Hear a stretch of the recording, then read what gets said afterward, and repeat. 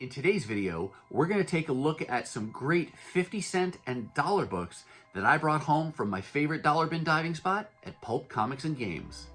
Check it out.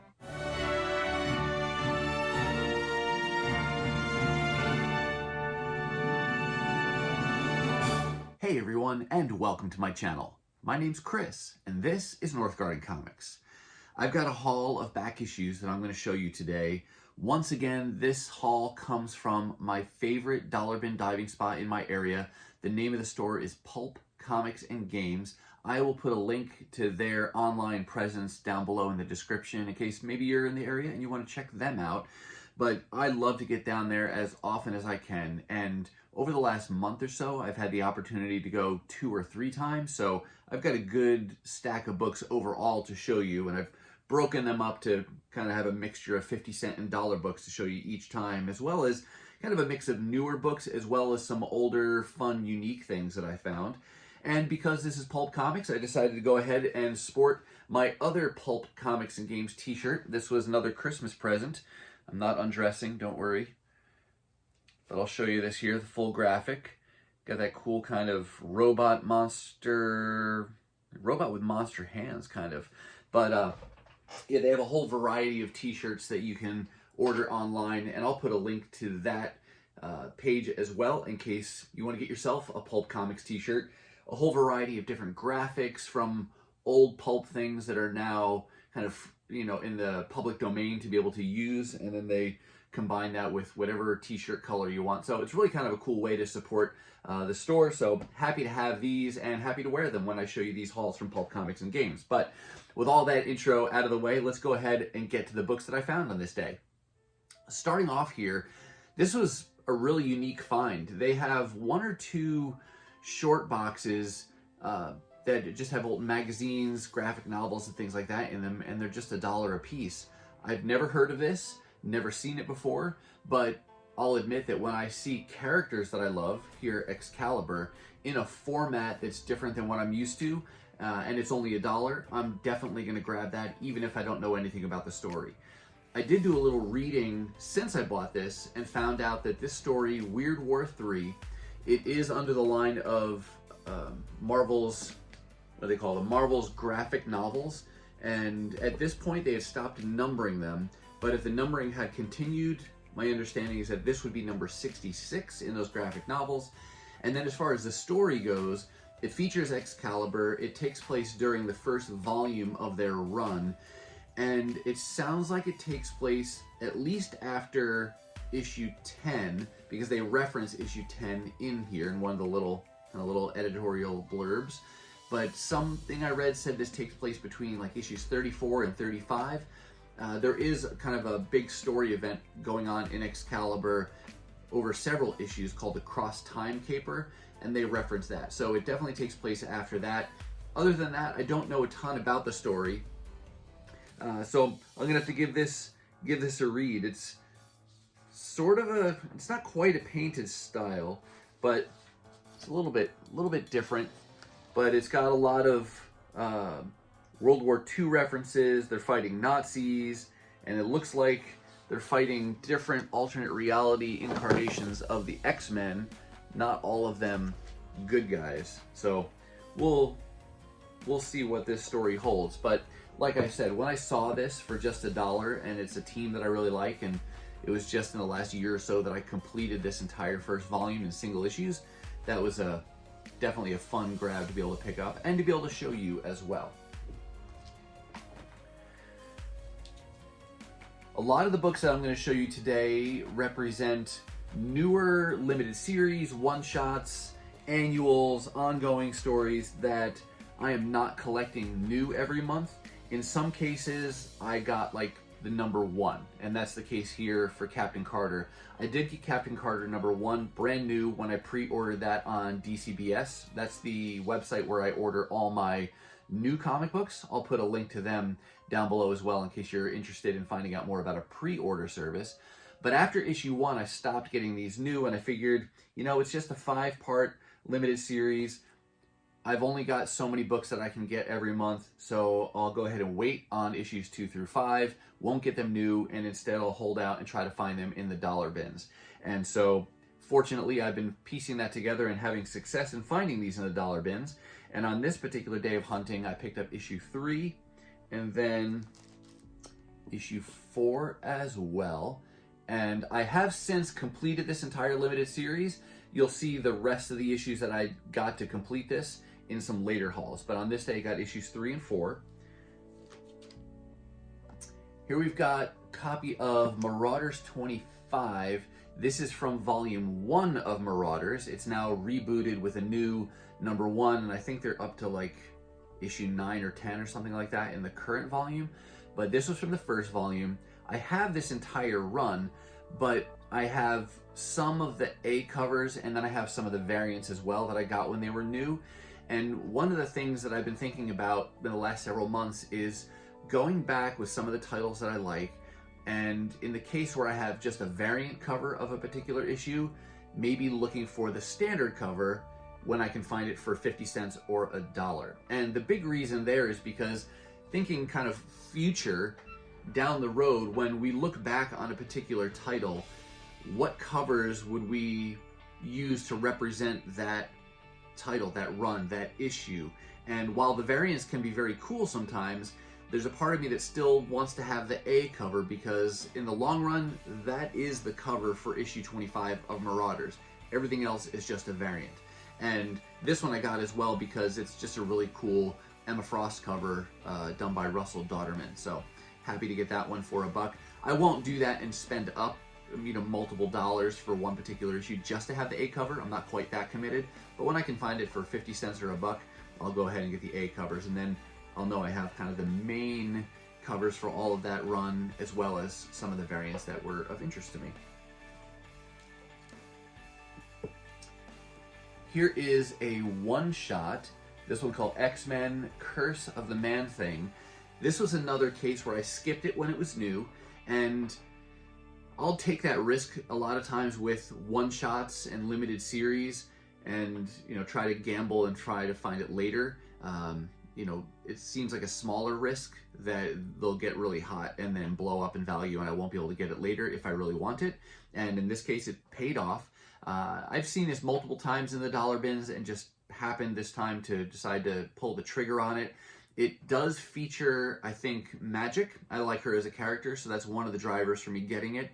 I flipped through it a little bit even before filming this video, and it does seem that though it's billed as a one-shot, it's actually still part of a multiple part story. So once I read it, I'll know if I need to try to hunt down the others or if I even want to hunt down the others.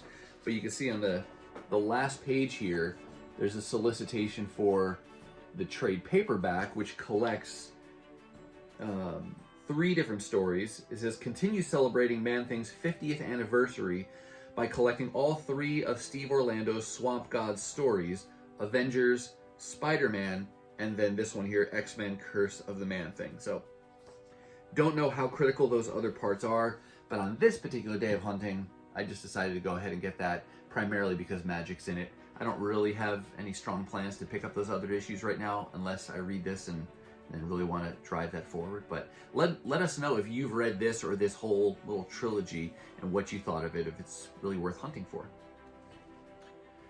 All right, next up here, I got a couple more issues from another limited series. I don't know, it seems like Marvel's doing a lot more limited series of late. I always get online every month as soon as the next month's solicitations are posted. So like right now, it's January 2023, so you can see as far out as March solicitations, and then a little bit later in January, we'll actually get a preview of what's going to come out in April. So I like to get that early glimpse and see what's coming out in those future months, even though you can't even order them yet. But it does seem that a lot of the solicitations every month are for these limited series. You've got your main ongoings, of course, but more and more I feel like they're popping up where it's a 5-part limited series featuring a particular character or a spin-off story, something like that. I don't know if that's a strategic direction change that Marvel's taking, or if that's just something they're looking to do to be able to pump out more books. I don't know. But if you know any more about that, let us know, or if you have thoughts on, does it seem like they're putting out more of these limited series and one-shots than they used to? Anyway, This is one of those limited series. This is Jane Foster and the Mighty Thor. It was a 5-part limited series. Another one where I got, I think the first issue or first 2 issues new, and then let it go, and then figured I'd round it out in the back issues, and I have been able to complete that now. On this particular day, I got issue 4, and I just love that Ryan Stegman cover there with Jane Foster, Thor holding Odin's son, Thor. And then I got issue 5 as well. So that, for me, completes this limited series. Something else I noticed when looking at these issues, if you look at the number, this is issue 5, but notice it's got a legacy number under it as well. This is legacy number 24. And that got me thinking, what legacy number is that tying back to? And so I did a little digging, and the best I can tell is that this legacy numbering is tying it back into Jane Foster's story. So she spent all those issues in a couple volumes as the Mighty Thor, but then at the end of that, well, without going into details, she's not Thor anymore, she's Valkyrie. And so there was a 10-part series featuring Jane Foster Valkyrie. Here's issue number 1 from that.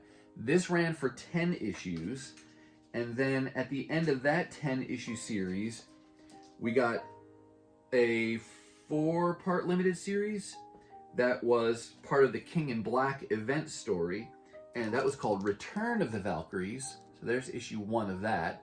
So we had 10 issues in the first volume, Jane Foster Valkyrie, 4 more issues here with Return of the Valkyries, so that's a total of 14. Then, when that concluded, there was another limited series, another 5-parter, called The Mighty Valkyries, which is here, and this is the first issue where you start to see this legacy numbering, and this one calls itself Legacy 15. So then if you just carry that forward, you'd have 15, 16, 17, 18, 19 in that 5-part limited series, ending here, issue 5, Legacy 19. So then, logically, it seems like when that Jane Foster and Mighty Thor series picks up, that's your Legacy 20. So that's just me kind of doing my own sleuthing based on the comics that I have and have collected over the last several months. If you know better than that, let us know in the comments, or if you can confirm that's what it is. That seems likely what it is. There's no Thor numbering that's tied with that legacy. It's still low enough that it has to be relatively recent that those numbers started. But it looks like they're giving a legacy numbering for tracking the Jane Foster story since she stopped being Thor and started being Valkyrie. So a lot of background information, but hopefully that's helpful for any of you trying to collect some of these Valkyrie stories for your own collection. Now I've got a whole stack of disorganized comics I'll have to fix later. All right, continuing with the haul from Pulp Comics, here's an annual that I picked up. This is the Amazing Spider-Man annual. I got this because it's got the character Star in it, and that really tied into my effort to collect the current Captain Marvel run, as well as kind of adjacent characters and storylines, and Star being one of those. So I grabbed this one. This annual does, though, tie into kind of an older trend that Marvel used to do more, and I'm happy to see them doing it again, where they take a story and they connect it through a variety of different annuals. And so the story that they're doing here is this Infinite Destinies story, and so this is one part, and I'll probably now go and get like the Captain America, the Thor, no, not Thor, I don't think it went through Thor, but it went through Iron Man, and I'll have to see what other annuals are involved in that Infinite Destiny story, because that's just another fun thing to hunt for, and then I can read that whole story. There also seems to be a backup story in here called Infinite Fury, and this is part 4 of 8, you can see there. So multiple reasons to hunt for different annuals. I'm glad they're doing something like this, like I said, because it's just fun to have something like that to hunt for, and then you can build out that story and then complete it in the form of annuals. The next several books are actually very recent issues that I've been able to pick up, so thankful that I've been able to piece some of these things together in the dollar bins. Here is Judgment Day Omega. This is a recently concluded event that Marvel did featuring the Avengers, the X-Men, and the Eternals. Another example where I got a couple of the issues new, but then decided I would wait and try to piece this together in the form of back issues. So this is just one piece of progress I've made there. I have a couple more issues of the actual event story itself that I have to find, and then I can, piece those together and read those all at once. But happy to have found that. Here's the current Wolverine series, issue number 25. I collected this for a while and then stopped getting it new every month. But when I do find the issues in the dollar bins, I'll continue to add those just because I like Wolverine as a character. And I'm a huge X-Men fan, so there's a part of me that would love to, that always likes to pick up X-Men related issues, whether they're the main flagship title or not. Similarly, we've got a couple more issues from X-Men Red. I think this is a volume 2 of X-Men Red as well. I think the first X-Men Red was earlier though. Anyway, this is following more the story of Storm and some of the X-Men that are on Mars, which has been terraformed, and I think, are they calling that Araco? But there's a whole mutant planet there, the Red Planet, and if you haven't been keeping up with X-Men events, there's a lot going on and a lot to catch up on with this whole Krakoa era of the X-Men. But X-Men Red is one I'm not reading new every month, so I picked up issues 5 and 6. And then we go over here to this title, Legion of X. This features Nightcrawler, and he did a limited series before this one called Way of X, and then that launched into this ongoing. And multiple titles here, I think Legion of X is one of them, and X-Men Red may be another, but they're just kicking off an event with the X-Men right now called the Sins of Sinister. And so similar to the Age of Apocalypse, where certain X-Men titles stopped their regular titles and their ongoing issues, and they were restarted as something else during that Age of Apocalypse, that's what they're doing with this as well. So they've got titles called like Storm and the Brotherhood of Mutants, Immoral X-Men, and then is it just called Nightcrawlers? But some of these titles have stopped now temporarily. They'll do a limited series during the Sins of Sinister, then once that wraps up, we'll see where it goes from there. If they resume their legacy numbering here, or if they go on to some other title altogether. But the X-Men definitely get confusing right now, and I'm very happy to live in a day and age where we have the internet and we can look these things up. Otherwise, it would get real confusing real fast. One more X-Men title that I'm working on in the form of back issues is New Mutants. I collected this for like 15 or so issues new every month and then stopped. And now when I find them in the dollar bins, I'll piece them together. So I got a few issues there. There's 20, 26, is that 26? And then 28. So slowly but surely going to continue to make progress on New Mutants. But like I said, only when I find them in the 50-cent or dollar bins. And then another title, or the last kind of new title to show you, is this copy of Avengers, 52. This is part of Jason Aaron's run.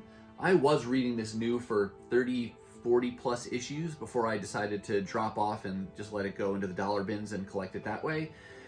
But I'll admit, Avengers is really confusing right now too, because in order to keep up with the story, you've got the main Avengers title, and then you've got Avengers Assemble or Avengers Forever.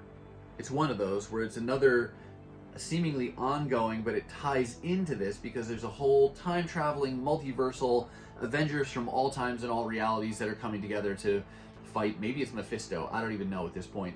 I've lost track of the story. But I was trying to piece this together a little bit, but I think I don't know. I think I'm going to ultimately wait for the dust to settle to really see what issues I need. It's easy enough to pick up the main Avengers title, but beyond that, like I said, I'm going to wait and see, let the dust settle, and I'll see what issues do I really need to flesh out this story, which ones are important, which ones are not. And some of that will be revealed to us when they start to put these in collected editions, and we'll start to see, all right, which are the tie-ins that are really critical to the main story and which ones are not. So happy to wait for now, because I feel like it's just too hard to try to keep track of that since I'm not reading every issue new every month. It's very hard from an outside observer perspective to really keep track of that. And it does make me appreciate too, I've been reading comics for like 35 years, and something like this is confusing to me. How much more so for a complete new person, an outsider who wants to get into comics, when they look at the myriad of titles and runs and things, it must be overwhelming. But yeah, enough on confusion. Okay. The next set of books are kind of the last really set of books here. These are all basically 90s things, mostly Image stuff, but there's a few Marvel things in here as well. And I saved one kind of really cool thing that was a surprise find from the dollar bins. I saved that till last, but here, these are all kind of 90s things. So the first up, here's Image, Image Illustrated? What's this called? Yeah, Image Illustrated from the editors of Hero Illustrated. It's a small magazine from September '94, and it's lots of interviews and images and descriptions of some of the titles and things like that. Nothing valuable about it, I don't think, but it was only 50 cents, and that's a fun, nostalgic buy for me. I loved the Wizard magazines back then and some of these other magazines that were industry related, so I just happened to cross that in the 50-cent bins, and it's got a really cool Savage Dragon cover on the front there. So grab that for 50 cents. Here is a limited series, an 8-part limited series called Devil's Reign, kind of a crossover between Marvel Comics and who? Top Cow. And I've been piecing this together one issue at a time. Very happy to have found issue 8 because it's a bookend. So I've got the first issue, I've got the last issue, and some of the ones in between. So it's nice to always get those bookends. I also love this because of the Silver Surfer cover, because I love the character of Silver Surfer. This cover and the interior pencils on this issue are done by Joe Benitez. And this is a really fun kind of segue because this issue is Silver Surfer and Weapon Zero. And I also picked up for 50 cents this copy of Weapon Zero #3. This was a title I recently learned about and decided to start getting. The main volume ran for like 14 or so issues, and you can find them pretty easily in the dollar bins and 50-cent bins. Well, they're really 50-cent or dollar books. I don't know how often you see them. I don't see them terribly often, but when I do, they're in the discount bins. So happy to put that together that way. But this was a story told by Walter Simonson, who did the writing, and then Joe Benitez, again, does the pencils. He is the same artist who created character Lady Mechanica, and I really like that genre. I really like his take on that character, so I like picking up some of the other Joe Benitez art when I can. So it's even better when it's only 50 cents or $1 an issue. And so right now, I think for this Weapon Zero, I have kind of a lead-up limited series that they did, and it was numbered strangely. It was like T- limited series. So you had T-4, T-3, 2, 1, and then they had a 0 issue, and then the actual main ongoing started then with issue 1. So I'll piece this together as I can for 50 cents or $1. So happy to have found one more issue of that. Here's another Image limited series I've been working on. This is the Cyber Force Origins. Sorry, it's hard to rely on the camera there to be able to read backwards. Yeah, Cyber Force Origins. This is 3 of 3, and I had just happened to cross the first issue of this earlier in 2022, grabbed that, and then decided, what the heck, let's go for all 3. And so now here is issue 3. Great cover there featuring the character Impact, as the title lets us know. And then one more Image book to show you. This is issue 2 of this 4-part limited series called The Kindred, and it's another one where I happened to cross 1 or 2 issues in a 25-cent or a 50-cent bin, picked them up, and then figured, what the heck, I'll go for the whole thing. So here with issue 2, that represents the completion of the limited series for me. So happy to have rounded that one out and ended the hunt for that one. But then I've got one more limited series to show you that I found.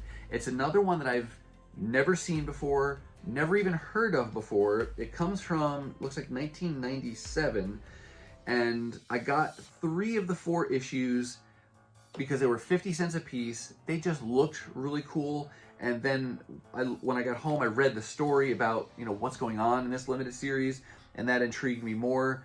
I'm just bummed that they didn't have issue #1 because I've never seen them before, so who knows how long it'll take me to find issue 1. I did a good amount of digging in the 50-cent bins that day to see if issue 1 was hiding in there. I didn't see it, but I will continue to look because I'm not 100% convinced that issue 1 isn't there somewhere. They had multiple copies of issues 2, 3, and 4, so I'm really hoping that I'll find issue 1 at some point. But I won't keep you in suspense any longer. The name of the limited series is Code of Honor. It says to protect and serve the Marvel Universe. This is done by This is really kind of interesting painted style here. I need to take this one out of its bag. Chuck Dixon wrote the story, and then the painting is done by Bob Wakelin, Derek Gross, and Paul Lee. And this 4-part limited story tells the story. It's the perspective of a rookie NYPD officer who just joins the force, and he gets the superhero beat. And so he comes across all kinds of different characters. You can see here on issue 2, you've got Phoenix reflected in his glasses there. On the back here, you got some Daredevil, Elektra, and was it Bullseye there? On there, and then issue 3, this cool cover here with Thor being reflected in the windshield there. And then on the back we get Ghost Rider. And then issue 4 is actually the one I saw first, and so this is what grabbed my attention to begin with, was this cover here with Daredevil getting injured somehow, and then this cop comes across him. And on the back you've got Wolverine and the Phoenix once again. So, square bound, you can see here, Code of Honor. I don't know if it's coming in clearly at all. But a 4-part story. They had parts 2, 3, and 4. Let me see if I can show you any of the... Here's some of the art here. Beta Ray Bill.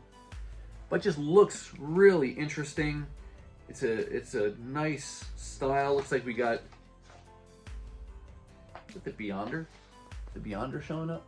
So, lots of characters that he comes across. I mean, because obviously New York is a huge hub for superhero activity, and yeah, this guy's new to the force, and it's just a 4-part story telling his interactions as he works this superhero beat. So a fun thing, and just to encourage you, if you have dollar bins in your area, I would definitely encourage you to take advantage of them, because you never know the kind of cool things that you're going to find when you go diving in there.